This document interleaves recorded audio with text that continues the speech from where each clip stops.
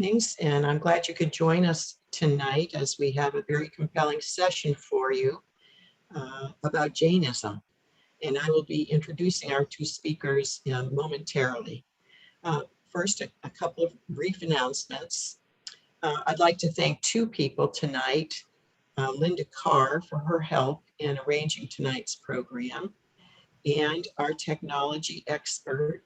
As always, I'd like to thank Hassan Chomer for making it possible for us to present our program on Zoom and YouTube. Also, let me quickly review our procedures for tonight. First, we ask that all audience members please turn off your microphone and your camera. You'll still be able to see and hear the program, but that will reduce the background noise and interference for the rest of us. And then when the presentation is over, you're welcome to turn your cameras back on at that time. The presentation will be about 50 minutes or so, followed by a question and answer session. We use the chat feature on Zoom to ask questions, and so you can submit those on chat in writing at any time during the program. And when the presentation is over, I'll read those questions aloud, and our speakers will have the opportunity to respond to them.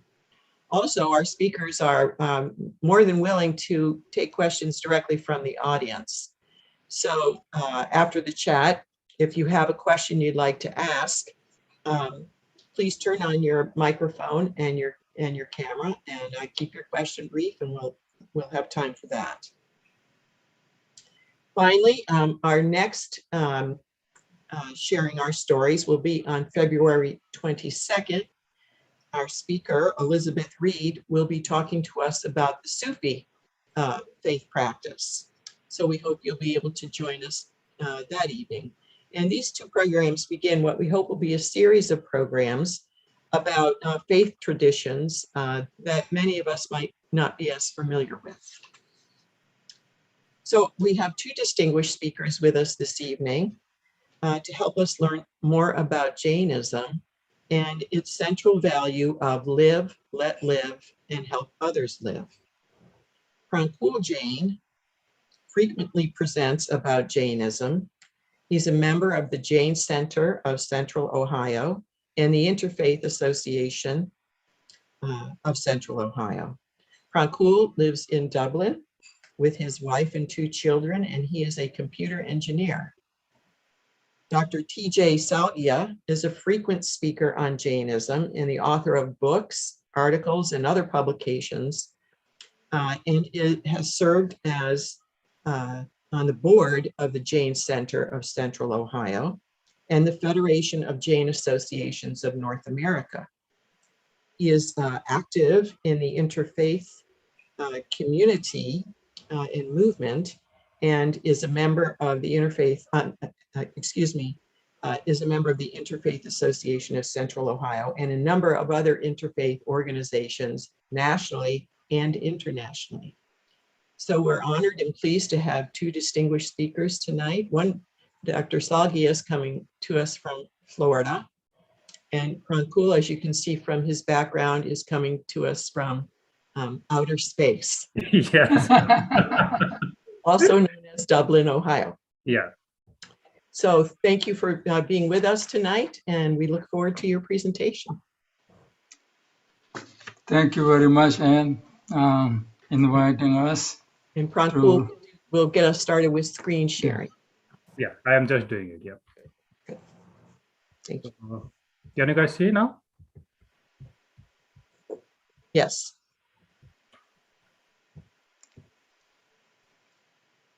This is just a note for the people, those who want to make a copy, or it does not matter to me. If they can send me the information that they want to download the PowerPoint presentation, I'll be very happy to facilitate to give them a copy for appropriate use. Next.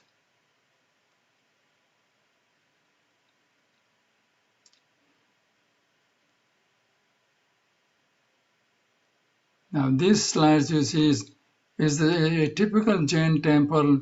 You will find these idols of the the God that we believe into it. From my right, my left is Lord Mahavira, who was the 24th Tirthankara of the Jains.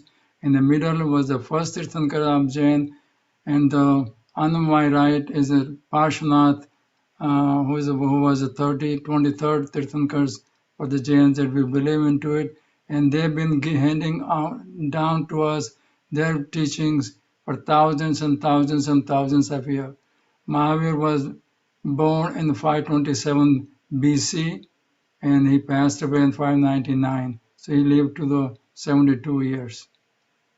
During his preaching, he had a large number of followers, large number of kings and maharajas patronized his teachings. And in those days, very large population of India was following the Jain religion. Jainism is not a religion, is a philosophy of living, philosophy of how to conduct our business, how to live with one another, how to compassionate with one another, and we'll talk more as we go forward. Next, please. Okay, so let me say a few things over here. Jainism, as I just said earlier, Jainism is a philosophy that shares a principal value with each and every living being everywhere in the world, the value of life itself. It is a treatment of love and respect for all creatures, which relies on nothing mythological or mystical, but reveal a crossing over life's ocean to the truth of a vast universe, to the reality of oneself. All lives are bound together by mutual support and independence. This is an ancient spiritual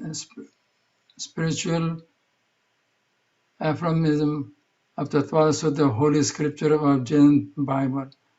One who neglects and disregards the existence of earth, air, fire, water, vegetation, disregard one's own existence, which comes from Acharanga Sutra, which was written by Lord Mahavira many centuries ago, in 5th century, 6th century BC. We harm or kill others because of our greed and possessiveness. This also comes from Shravakachar, another Jain scriptures. Next, please.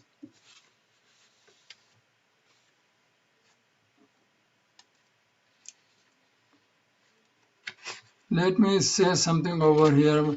And when a Jain meets to another Jain, we greet by saying Jai Jinendra or Namaste, which means I bow to the divine in you. I bow to the divine in you. We are not worshipping a person, but the divine in each other, divine in the human being as well as the animals. Everyone has a soul and they are divine. So let's talk about another over here. Jainism is a very ancient world religion. Anadikal, without beginning or the end. It's known over 5,000 years. It is originated in the Indian subcontinent like Hinduism and Buddhism. Although it has some similarities with both traditions, Jainism is different from them with its own unique distinguished features. Jain religion is not part of any religion.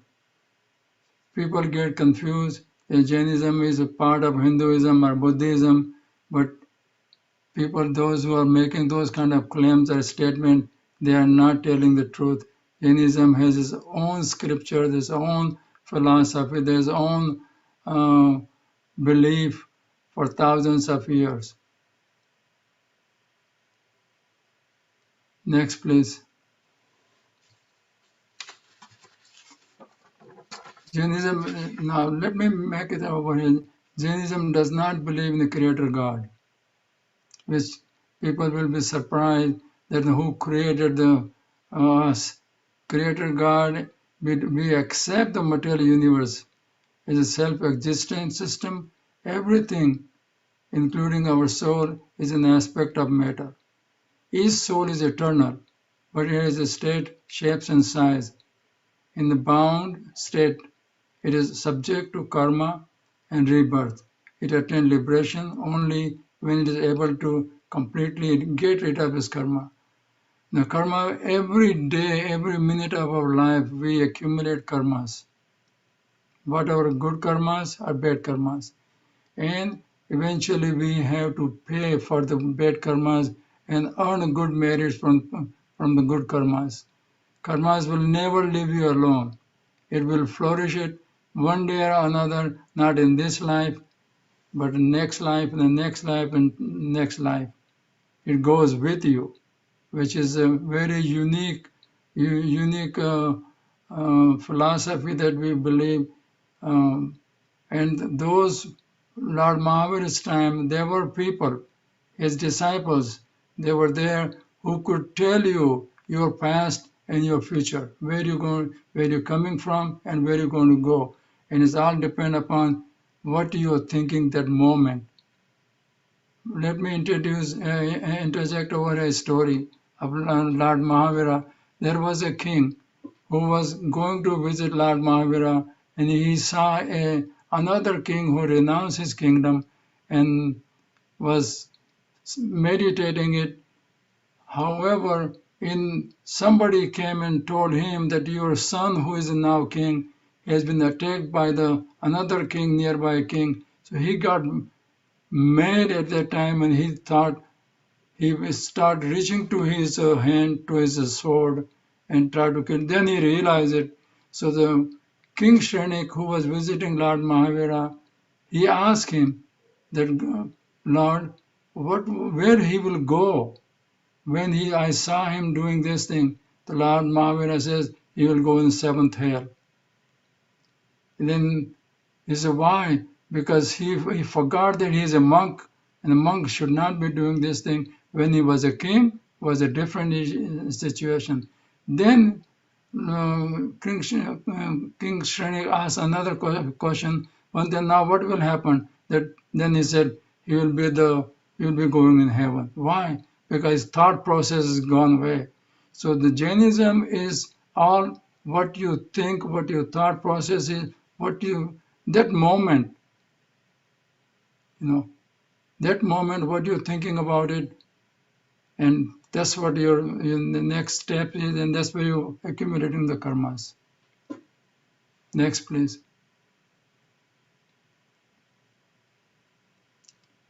Jainism founded by 24 perfect beings, known as Tirthankaras. And Tirthankaras is the one who, they are ford makers.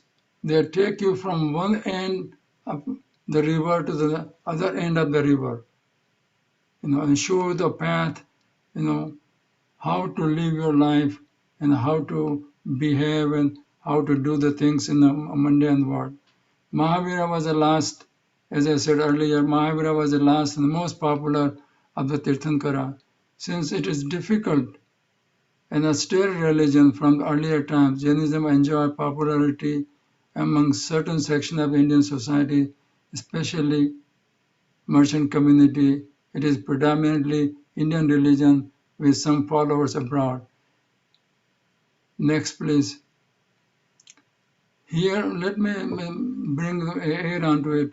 Here in the United States, Jainism was founded, or one first Jain person came in. His name is Veerchand Raghavji Gandhi, nothing to do with Mahatma Gandhi. He came to this country to attend the World Parliament of Religion in 1853. At that time, he introduced Jainism to the Western world. Now, what Jain should be doing on every day? Every religion teaches something. Everybody, like for example, Islam teaches that every Islamic follower should be performing either 3 or 6 or 5 prayers a day. Similarly, in Jainism, there's a 6th essential thing a person should be doing is as a follower of Jainism, going to the temple, listening to the sadhus, the guru or master, practicing vows, giving alms to the sadhus, monks, performing samayik for equanimity, performing pratikaman, which is the last one at the end of the day, practicing non-violence, carrying out charitable act, living an honest life, and many similar acts, which is constitute a daily routine or daily ritual for the Jains. Now let's look at the historical background. Jainism is a several thousand years matured and have time-proven practices from India and teaches that the way of liberation and bliss is the live a life of harmlessness and renunciation. The origin of Jainism can be traced back to the Indus Valley civilization, which is about 3000 BC. You see some remnants of those historical icons over there. When they did the digging over there, they found something that identified that their people used to believe in practicing Jainism. According to Jain belief, this doctrine is ancient and eternal. It passes on to the humanity in each time cycle. Tirthankars comes in every time cycle. Traditionally known as Jain Dharma is one of the most ancient religious traditions of the Indian subcontinent, with its origin roots in prehistoric time. Although it is now reduced to a minority religion in India and elsewhere, there are times when the dominant most part of India had enjoyed patronage from most of the prominent ruler of India, as I earlier mentioned also the same thing. In the United States and Canada and UK, there's a large number of population. I would say roughly about 100,000 people live in Africa, in United Kingdom, United States and Canada. And there are, I would say about roughly 100 plus Jain societies or Jain centers and about close to 100 temples outside India. In India, there are more than about 40,000 Jain temples all over India, from east to north, north to west, and east and south. And they are gorgeous. One of these days, maybe I will show you the old temples of India. A couple of years ago, I think maybe 10, 12 years ago, we did a Jain art exhibition in downtown Columbus, where there was about 200 plus temple pictures were displayed. And about 5, 6 years ago, a similar exhibition on a smaller scale was displayed at the Unitarian Church in a high street. I don't remember exact the address of the Unitarian Church, but it was done over there also. And to my knowledge and what feedback I got, they really, really enjoyed it, teachings of Mahavira and Jainism. And looking at those historical temples, some temples goes back to about 2,000 years old, but they are all photographs and was taken sometime in the early 60s. Thank you. Next. Now, I just mentioned about this Tirthankaras earlier. They are fearless pioneers who do not only practice and teaching and attain complete knowledge, but also teach it selflessly to others. Jain history has record of 24 such Tirthankaras, as I mentioned earlier, and Mahavira was the last one, who lived to 559 to 727 BC.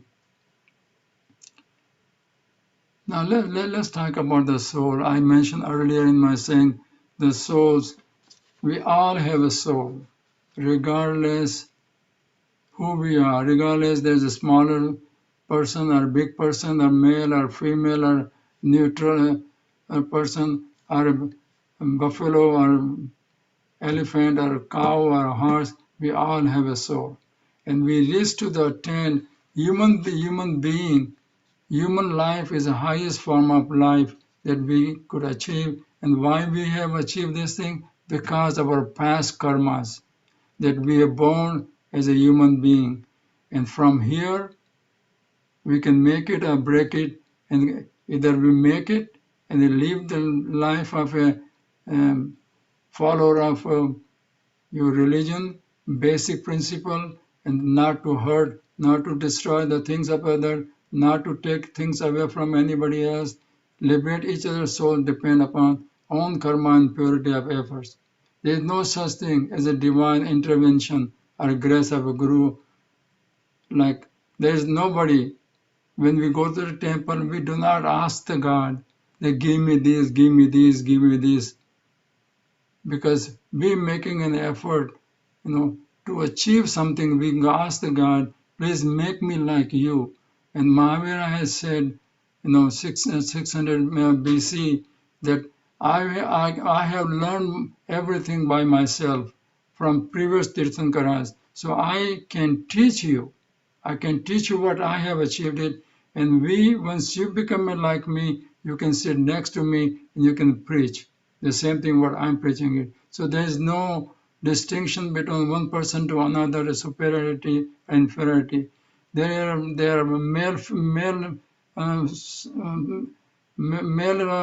Tirthankaras, and one of the out of 24 was a female Tirthankaras, and we have male monks, female monks. So there is no nothing that we can say that women liberation just started 100 years ago. No, women liberation was there 600 BC in India.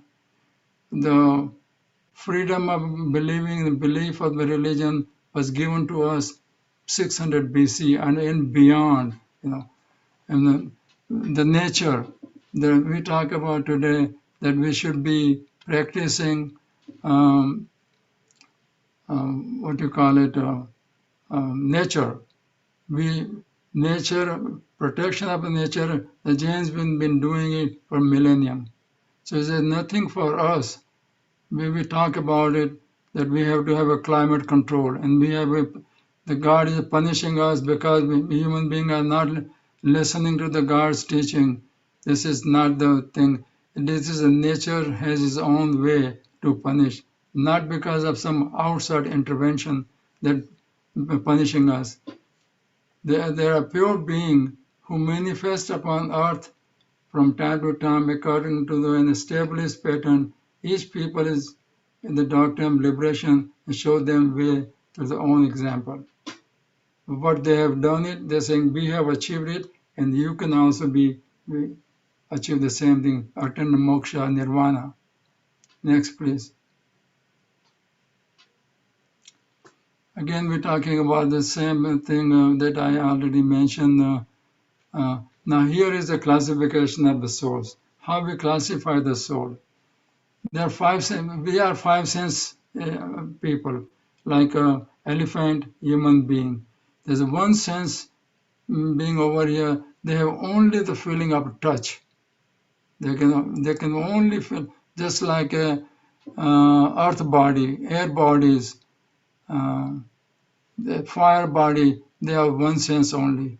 Two sense people, the earthworm. They have two sense, with the touch.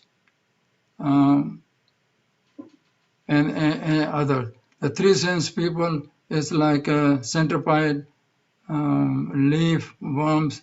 Four touch people, they can smell and sight. Number five sense people, they have touch, taste, smell, sight, and hearing. So we are special. We are special because our punyas, that what we have achieved in a previous life, and we are flourishing up over here. Can you go back one slide back, Prankul, please? Yeah, next, please. Yeah, yeah. Now, what are the essence of the Jainism? This essence of Jainism is concerned for peace within first, and then for every being in the universe. Thus, it is also a concern for health of the universal itself. Jainism achieved this goal by three guiding principles, called the three jewels of Jainism. right belief, right knowledge, and right conduct. Right faith is Samyak Darshan, right knowledge is Samyak Gyan, and right action is Samyak Charitra. These things make the whole thing for the human being. If we believe and we practice accordingly, we should not have any problem. We should not have any problem. Jainism, and we believe, and we honestly believe, that if politicians of the world follow the non-violent way of practicing and behaving, taking care of each other, we would not have any problem in the world. The problem of the world could be solved in minutes. But politicians have their own ego, and ego is the one who is killing us. Ego is the one which is destroying us. Ego is the one who not allowing people to move up in their in the life. Ego is the pride, build negative karmas and lead to the destruction behavior. Ego also causes anger and leads one to irrational behavior. Ego is superficial pride, must be overcome on the path of enlightenment and omniscience.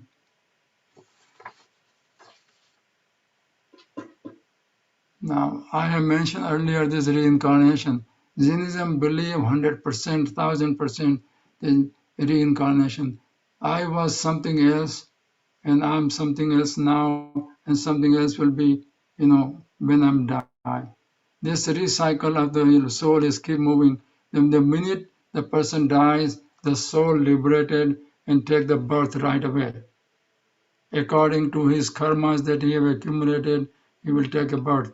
It could be come back as a human being. And this cycle is continuously going on and on forever and ever. Ultimately, until we get the moksha, which is very rare incident. All people who went to the mokshas, according to Jain teaching, was about 600 BC. In that time period, a lot of people went to mokshas. We always keep saying it, person is dying, he went to heaven. Nobody has seen the heaven. But we just tell them that the person went to heaven. Why we don't say that the person went to the hell? No, because it will not be a right thing to say. It will not be good talk, give somebody's passing away and say that man went to the heaven or that woman went to the hell. Because this is the way human beings behave because of political correctness, or you can call it. Now, here, theory of karma, I think I'll take it.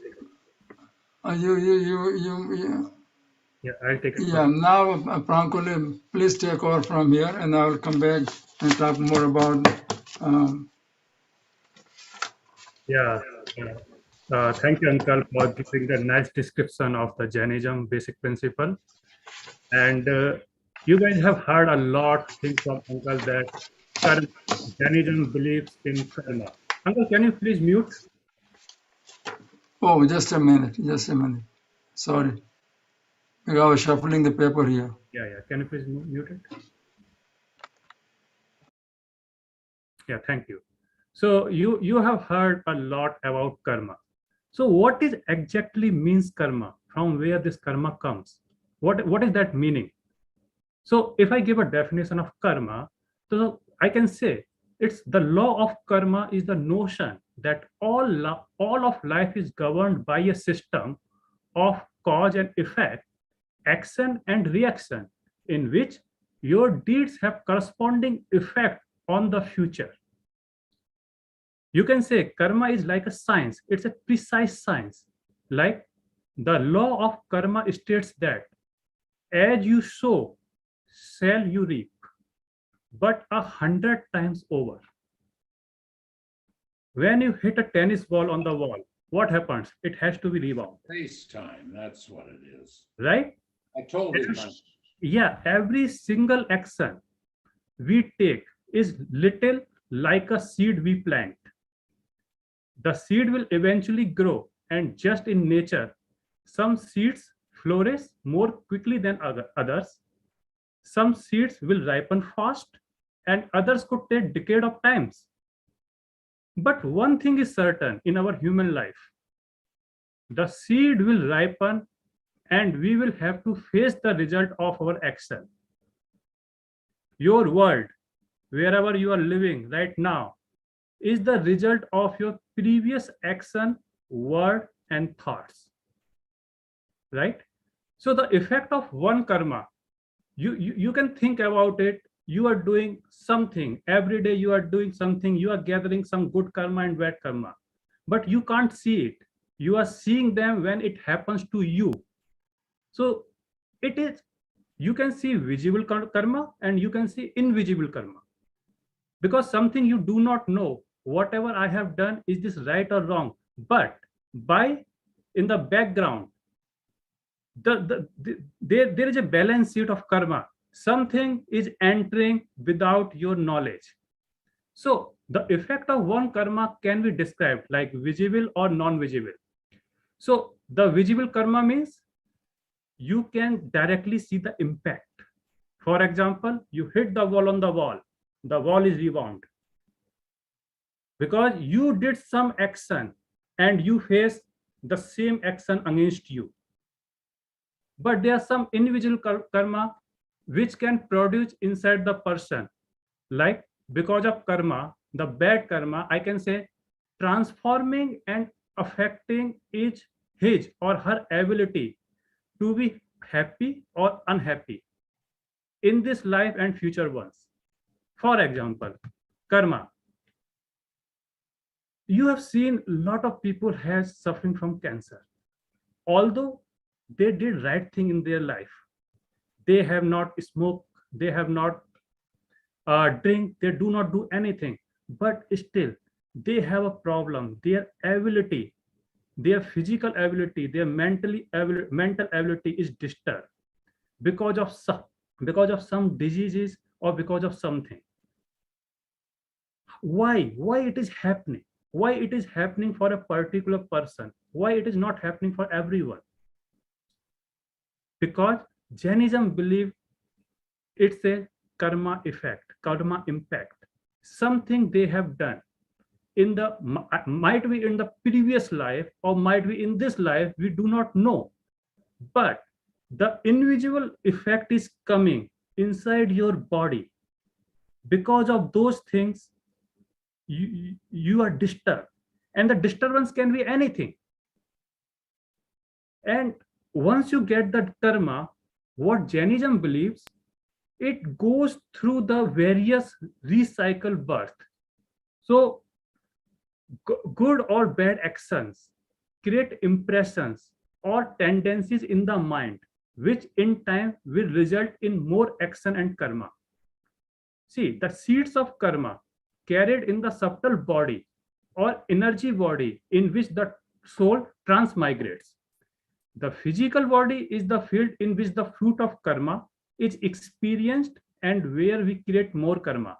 So maybe we talk about hell, we talk about heaven. Even uncle talk about after we die, we will go to either hell or we will go to either heaven. Who will decide this thing? Or even in your job, I'm sure that everyone is doing the job. Someone is perfect in their job, but someone is not. Someone needs a lot of practices to complete the work, and someone is like fully minded. They do not need anything, and simply they can learn very easily. Why it is happening for one person? Because this is because of karma. So karma is a way of explaining misfortune in this world for those who do not appear to deserve it. Could their misfortune be due to wrong actions in their previous life? We can understand why one person in a car accident survived and all the other passengers don't. We see every day in the news channels, in the TVs or in the newspaper, I-27 has a road accident. The I-27 has been blocked because of severe accident. Couple of people have died. But in those couple of people, if a car if a car has 5 passengers, one is survived, but other four won't. Why? Why is that so?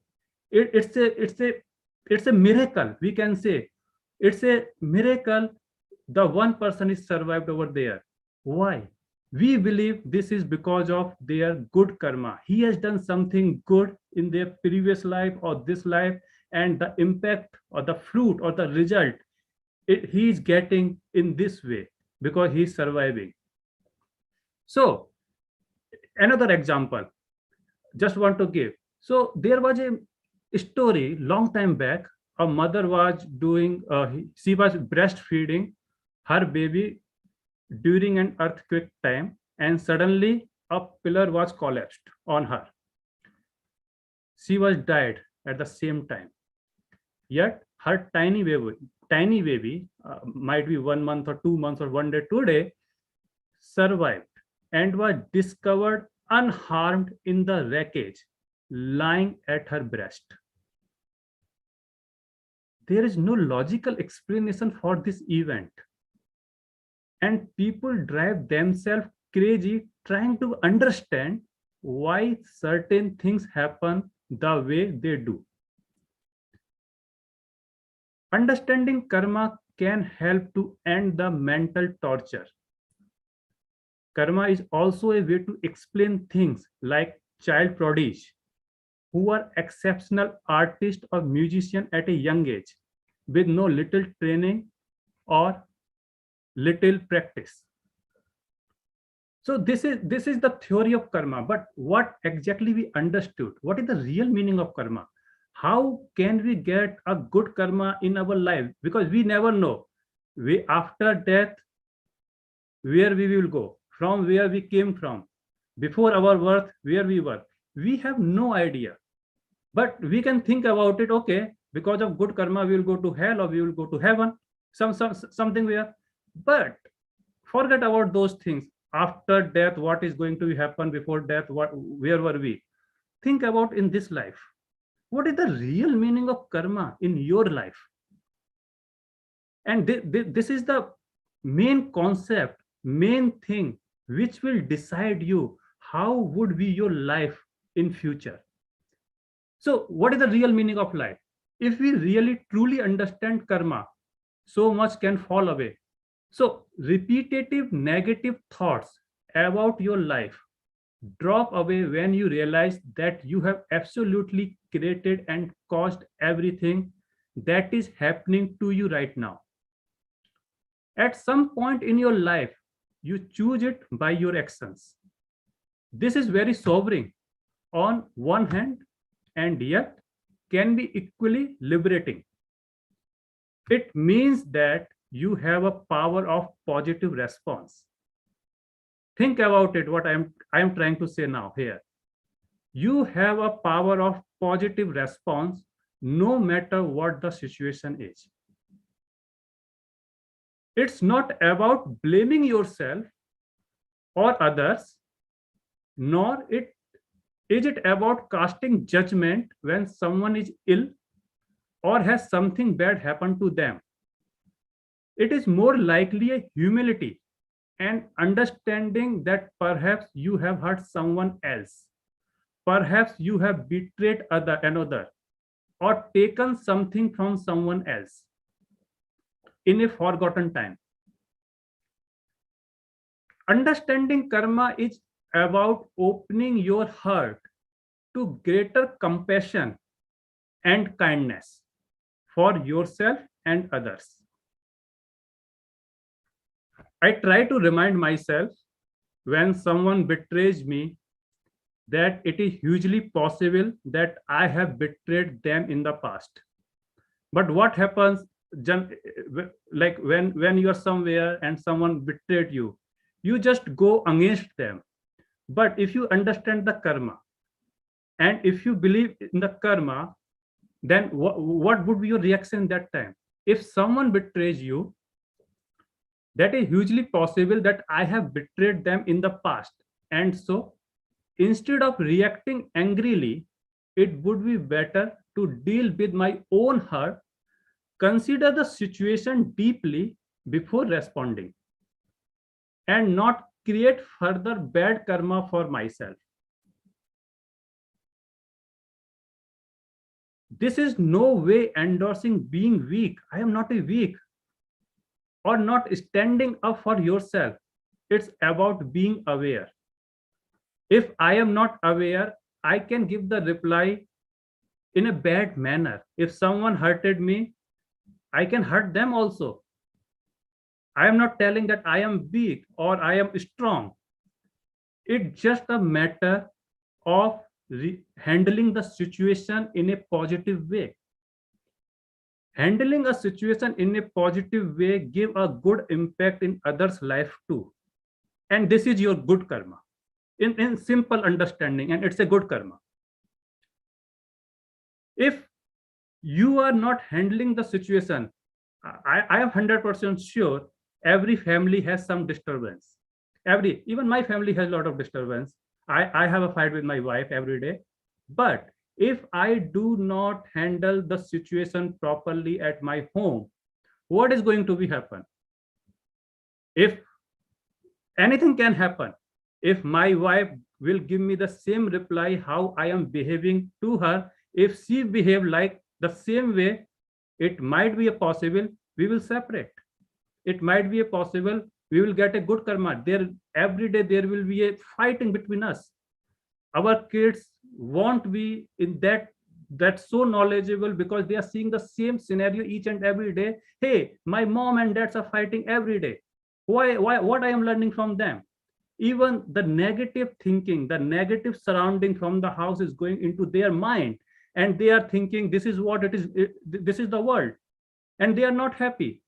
And giving this negative situation to the kids, their survival, not the survival, their growth would be like that only. And knowingly or unknowingly, you are giving a bad reputation, bad knowledge, to passing the bad reputation, bad knowledge, or passing the bad karma. You can think about bad karma, passing the bad karma to your kids, because they have seen the same surrounding. They have not seen the positive mindset or positive surroundings in your home, or it can be anywhere. I am just giving an example. It can be anywhere, but handling the situation in a positive way, it will give you good thing. So understanding karma is a key to living well. You can use the laws of karma to create success in your life. For example, if you want to be entrepreneur, then you have to help others. This will create positive karma for you, and you will have the opportunity, the same thing for opportunities to open the jobs of something like that for others. If you want to heal something in your own life, help others to heal. The law of karma is about choice.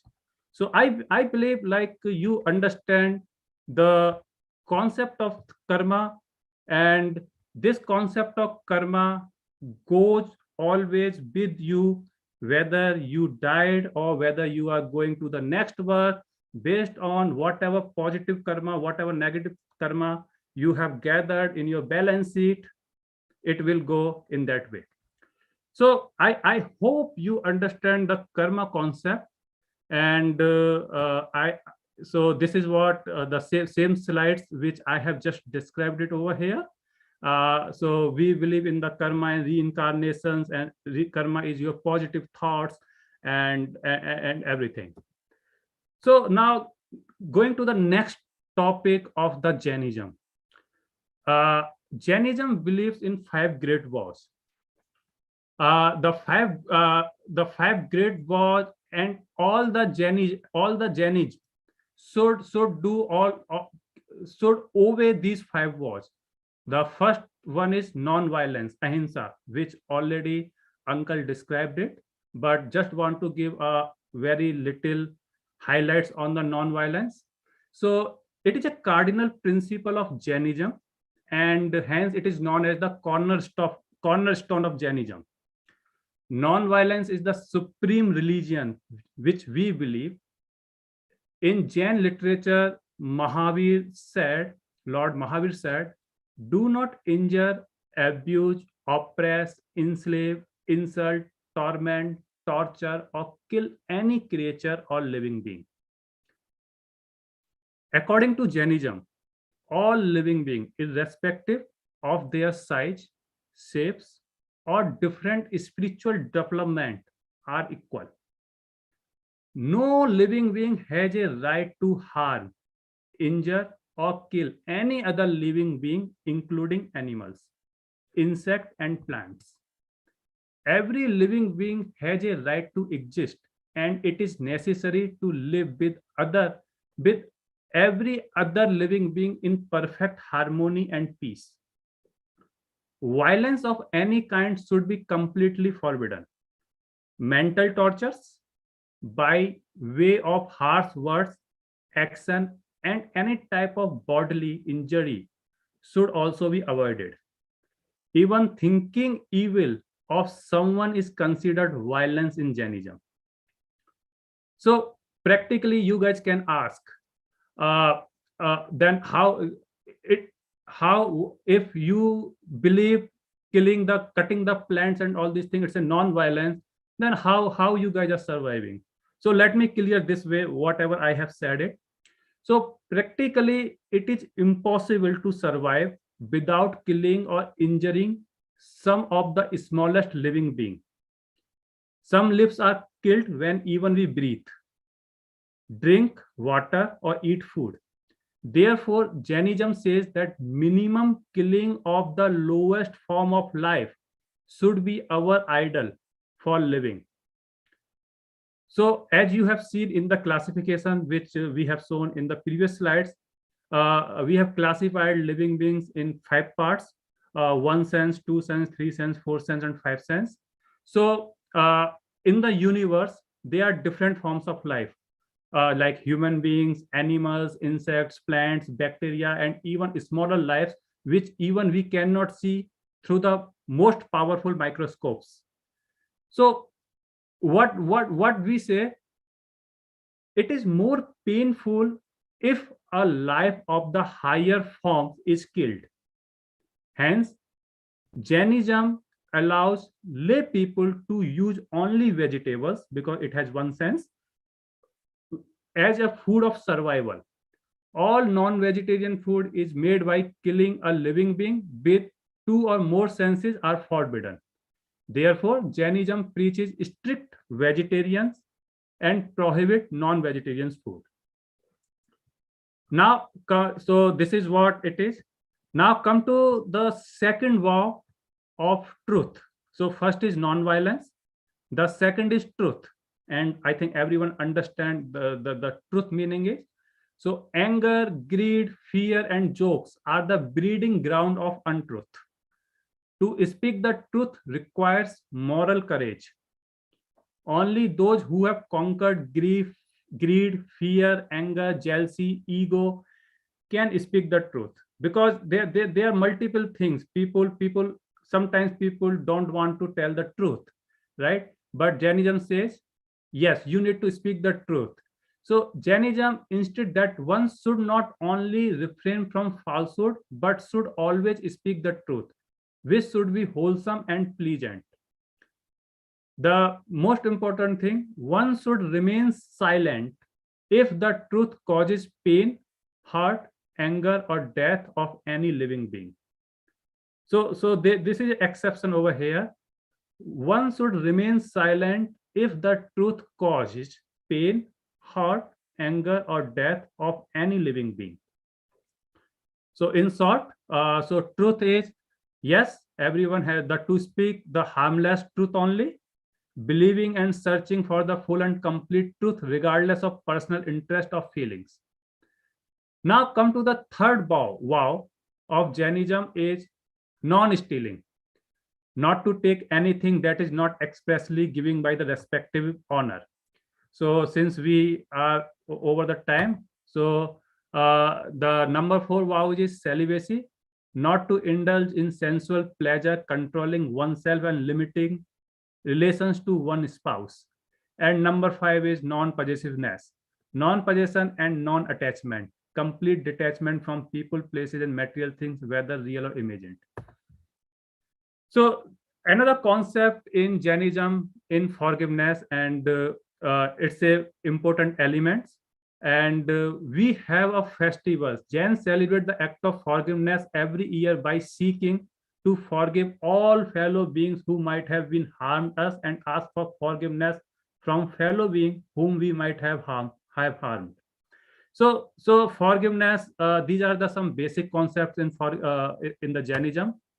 And Jainism teaches men can follow religion only after realizing the basic principle of life and combining their to knowledge of the universe and the soul, and practicing method which lead the soul towards the attainment of its ultimate aim, moksha.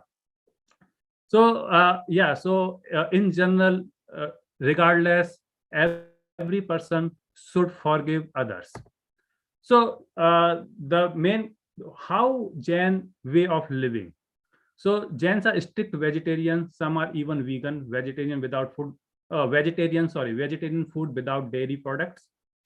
Jains do not use cloths whose production hurt animals or humans. They take care to preserve life in every way possible. Jains will not take jobs or do business that cause harm, such as involving tree cutting, meat product, honey, eggs, silk, leather weapons, pesticides, earth digging, and any types of animal cruelty. And Jains live in a way that minimize their use of sorry.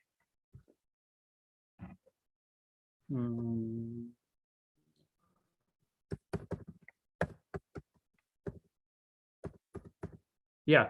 So Jains lives in a way that minimize their use of world resources.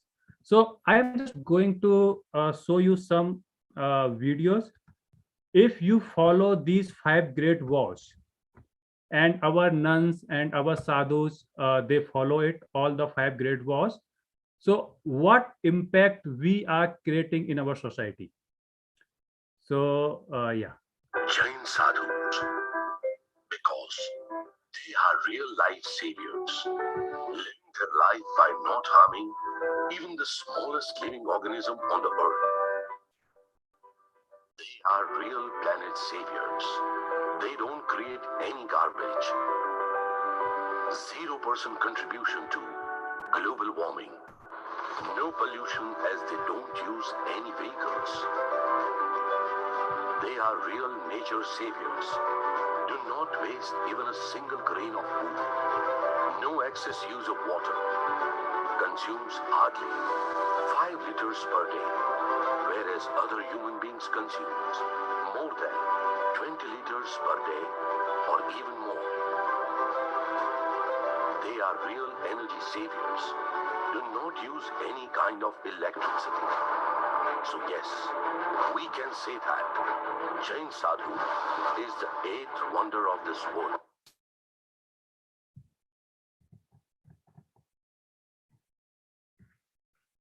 So you have seen it. You booked a sunny verbo ski chalet with endless views of snow-covered peaks. But the thing I'll remember forever. Yeah, so sorry about that. So you have seen it. If you follow all the non-vegetarians, or whatever we have just explained in the basic principle of Jainism, it's a very basic principle. And how our Jain monks, how we are contributing within our society, with our nature. So I am going to hand over to Uncle once again. Uncle, I think you are mute. Okay. Thank you, Prankul. Before I start from this particular slide, I want to go back another thing that is not in the slide. The very important doctrine of Jainism is Anekantavada, which means non-one-sidedness. If people follow Anekantavada, non-one-sidedness, or non-singular conclusivity, it means without hearing other side and making a decision is always bad. But because of our ego, and ego hurt us accepting another point of view. Anekantvad is one of the most fundamental basic principle, and I will give you a story about it. You probably heard this story before. There were 7 blind people, and they heard in their wherever they were living, there is a circus coming in the town, and there will be elephant and horses and you know other animals in there. So they requested the owner of the house, please take us to the in town to we cannot see it, but we want to at least feel it or hear it what people are talking about. So they went over there and then they start touching. One person touched this big legs of the elephant and say, oh my God, it looks like a pillar. Another person touches his tail and says, oh my God, it looks like a some kind of a sweeper. Another person touches his ear and says, oh my God, this was something to fan. It's like a fan, you know. So similarly, they all have their experience, and then they start arguing. One person saying, no, I'm right. Another person saying, no, I'm right. Another wise man was passing by. He said, no, you're all seven of you are all right, because you have seen only this part of it. So there is no point in arguing that you are right and he is wrong. You all are right. So this is a basic principle of Anekantavada, and is very, very popular in Jain societies, and a lot of people are practicing it. There's many books has been written about it. So let's talk about there was a slide because it was not a part of a slide. I missed it when I was preparing. This Anekantavada slide was missing from there. I have mentioned earlier, there is no creator God for Jains. They are Tirthankaras. They are omniscient, omnipotent, omnipresent, pure from soul liberated from cycle of birth, death, and rebirth. Jain believes that universe is not created by anyone, and it is beginningless and endless. One can achieve such pure form by destroying all karmas, like Prankul said earlier, by following their teachings. A true guru or master can help us to walk through the path of salvation. And I paraphrase it over here: when disciple is ready, guru will appear. We have to be ready to accept the teachings of the master. And if you are not ready, guru will never appear. Next, please.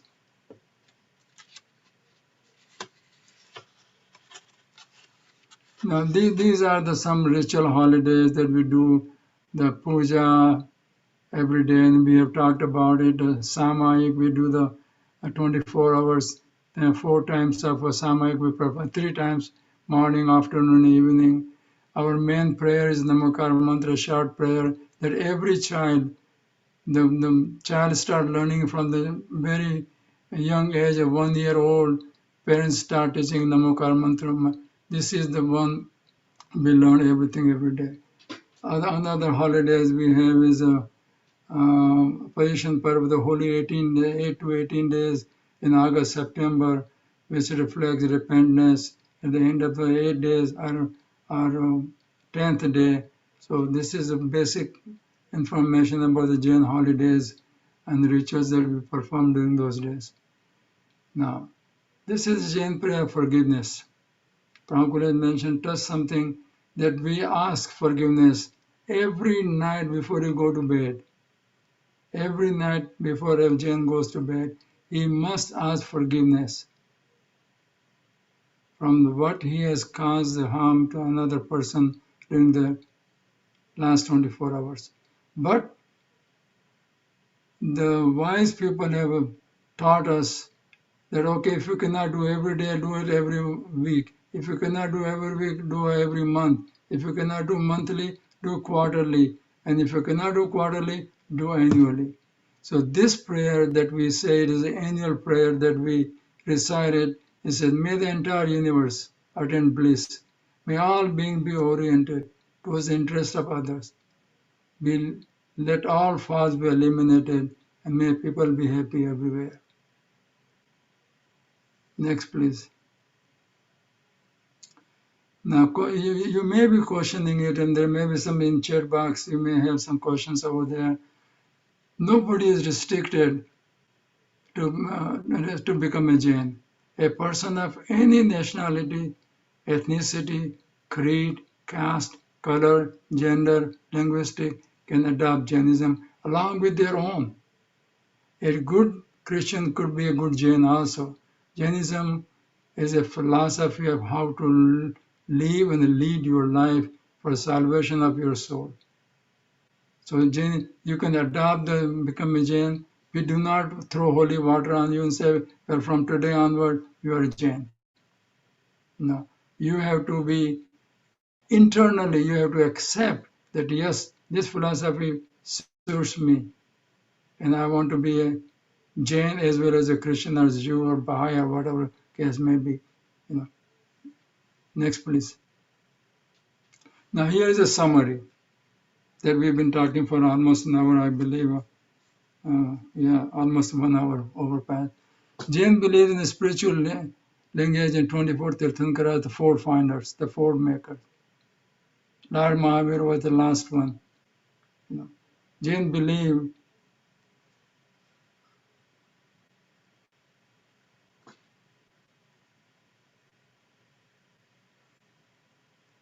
neither God has not created a universe, nor dispensed any favor. Such human conceptions are limited. All may be said of him is he is. Next, please. We are running out of time, so you can just read through it, and I will not summarize it for you. It's the only thing we can do is attain the moksha once we become reach to that point. And I think here's some conclusive what Henry Ford has says. Coming together is a beginning. Keeping together is progress, and working together is success. Nelson Henderson, the true meaning of life is to plant a tree under whose shade we do not expect to sit. Nelson Henderson, I'm quoting it, people should love each other as a world citizen rather than differentiate on the basis of countries and religion. What Lord Mahavir and Prankul has already touched on this particular one single sentence that Mahavir has proclaimed. Do not injure, abuse, oppress, enslave, insult, torment, torture, or kill any creature or living being. I bow to the divinity inside of you. Please accept my salutation. Thank you for listening. Next, please. Now we can talk about some question answer Q&A. So if we can remove the slides, then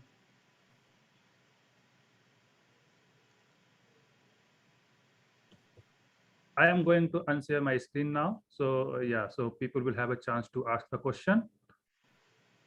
Yes, and we have one comment on chat from Linda Carr, and I'm sure she speaks for many of us. Let me see if I can get this up here. Yeah, thank you, Linda. Yes, okay. I'm having trouble, as I often do, with chat. So I so appreciate the information shared tonight. It is the first time I have a clear picture of your belief. Prankul, let the question answer come in, please. Oh, well, question come in. I was just saying that Linda Carr was saying thank you on chat. Oh, both of you for sharing all this, what for so many of us is new information and new knowledge about your faith of Jainism. Linda, did you have a question you wanted to ask? No, I just wanted to say again out loud that you know, it is so interesting when we all sit and listen and someone else shares and puts it in words and you're actually talking to me, how much difference that makes. I could sit and read a book or look at a flyer till I was blue in the face, and it would not have the impact that you sharing face to face. Well, sharing your face with us as you shared all the information. So thank you. That's all I Well, do. I hope we have done justice in the Yes. hour or so, talking about the vast, 5,000, 10,000 years old religion, and bringing it together in a few slices and talk about it. And as I mentioned to Anne in my last email I sent earlier this early afternoon, that we are practitioners, Jain. We do not have any training. They're going to seminary and learning over there and preaching. We are not a preacher. We are a practitioner. Mhm. Well, I have a question, and if anyone else has a question, please feel free to follow. I'm struck multiple times during your presentation by the how modern life in our country requires. I'm thinking many compromises on your part, and particularly as I observed the video clip that you showed. Yes. Um, Well, let me explain about those are the monk. Their vows are very, we have a small vows and they have bigger vows. So they must adhere to what they have taken the vow during the time of initiation in their monkhood. They cannot. So a true Jain monk will never travel outside India. He will walk all his life from the day he become a monk on the barefoot. No shoes, no slipper, winter or rain or summer. High temperature on the road, they will not, they will not stay in a five-star hotels. They will stay in a monastery which is attached to the temple, and they will sleep on the floor, no mattress or nothing. Just this little blanket they carry with them, and every time they walk, they will broom it so that a small insect will not be killed by their action. If they turn in their bed, they make sure that the broom is right there to dust it away if any creature is crawling in his bedside. So they have taken the bigger vows. We human beings, we cannot take it. We have small vows, so we practice as much as it's possible, not to hurt, not to, damage the other things, or not to steal, tell the truth, all those kind of things. Does it answer your question, Anne? Yes, I'm still struck by the full practice. It often feels to me of almost any religion requires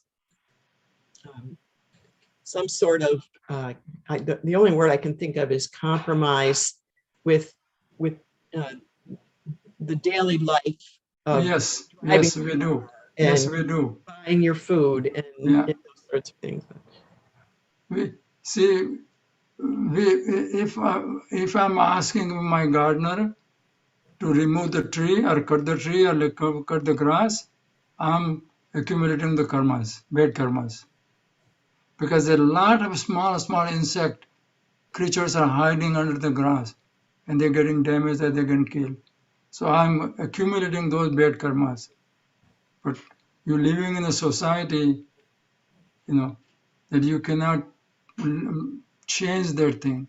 If I don't have grass cut, my neighbor will be talking about, oh my God, these people don't do it. And I have seen some Jains, they have no grass at all. They put the concrete or put the work on the rocks. So matter ends. Don't have to mow the grass or pull the weeds from the grass. No, we do all the time, which is not acceptable, but that's an effect of life. Yeah. Do other folks have some questions of Prankul or Dr. Salgia? Yes, can I ask sort of a couple of things? One is, I'm just wondering, and I'll say that I do have a good friend who's a Jain also, but, and we taught together. He was a professor where I was teaching. But so I've always taken an interest in that religion. So I'm just wondering, because of the basic beliefs in Jainism, would there be certain kinds of professions that Jains would be maybe uncomfortable being in? For example, being a judge, or would they be not want to serve on a jury, or would they not want to join the military, or such as certain, or in another vein, would they be political activists and be against the death penalty? So just how would they react in society at large, maybe in terms of what professions they would feel comfortable with, or even what kind of activism they might get engaged in? Okay, let me take these questions, and very good questions. This is again how you conduct your business, also following your religion. Jains will never be a butcher. Jains will never go in business of a restaurant, because you're compromising it, you're making money out of it and serving non-vegetarian meal also. Jains will be judges, Jains will be attorneys, Jains will be accountant, Jains will be doctors, engineers. Where the least harm you have to do it. I tell you about a simple story. My son, he got admission in medicine at Youngstown 6-year medical program in Lordstown, Ohio. And I took him over there, and we took him to the morgue where the future doctors practice on a dead body. He saw that the hand is hanging here, the head is hanging someplace else, the body is someplace else, and the chlorine smell is going on. We came out of the morgue over there, and we drove back to Cleveland. At that time, we used to live in Quincy, Illinois, but Cleveland was our best home at that time. So he did not even say a word to me. Mm. And then he said to me later on, he said, "Dad, don't push me. I don't want to be a doctor." I said, "Why?" Because look at what we have seen over there. So it's all depend upon, but doctor is a good profession. You're helping another human being or an animal to save their life or move them in the right direction to help. But to kill them is a sin.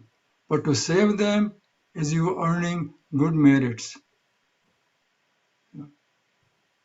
It depends on your thought process. Yeah. What thinking you have with your patient. Do you want to kill them or do you want to save them? Like the same thing, a butcher is killing an animal and a doctor is also performing a surgery. Look at the difference between the two. Yeah. Butcher has a different intention and doctor has a different intention.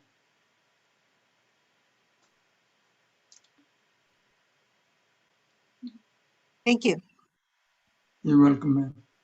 And then, Other questions?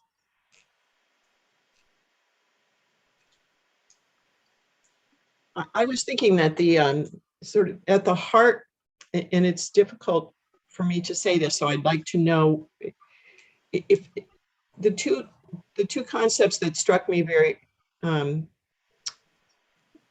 closely was the concept of forgiveness and the concept of ahimsa, and that the two of them together would lead to good karma, I guess would be the right. yes. If people can learn these two things or mix the two things together, your life will be very happy life. Your This word, is a basic teachings of Jainism: ahimsa and forgiveness, compassion for others.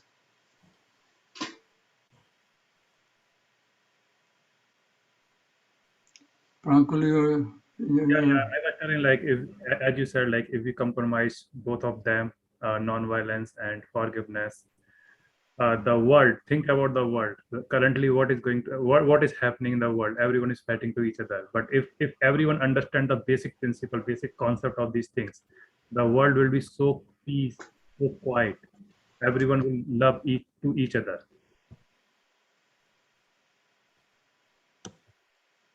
Does that give you answer, Anne? Yes, thank you. Okay, good. I'm glad. If there are there anybody else want to make a comment or a question? Well, I want to thank you both. So much food for thought.